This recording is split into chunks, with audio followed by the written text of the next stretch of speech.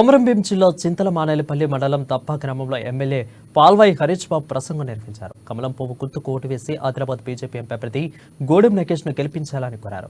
గ్రామీణ ప్రాంతాల ప్రజలకు ఉపాధి కల్పిస్తుంది మోడీ ప్రభుత్వం అని తెలిపారు. గ్రామాల్లో సీసీ రోడ్లు, పల్లె ప్రకృతి వనాలు, హరితహారం, అదేవిధంగా డంపింగ్ యార్డు, రైతు వేదికలను కూడా కేంద్రం ప్రభుత్వ నిధులు కేటాయిస్తుందని తెలిపారు. ముఖ్యమంత్రి రేవంత్ రెడ్డి ఇచ్చిన 6 గ్యారెంటీలు ఏ ఒక్క హామీ కూడా నెరవేర్చలేదని విమర్శించారు. గవర్నమెంట్ రేట్ చేస్తే ప్రైవేట్ కూలీ రేట్ 600 అవుతుంది, 700 అవుతుంది.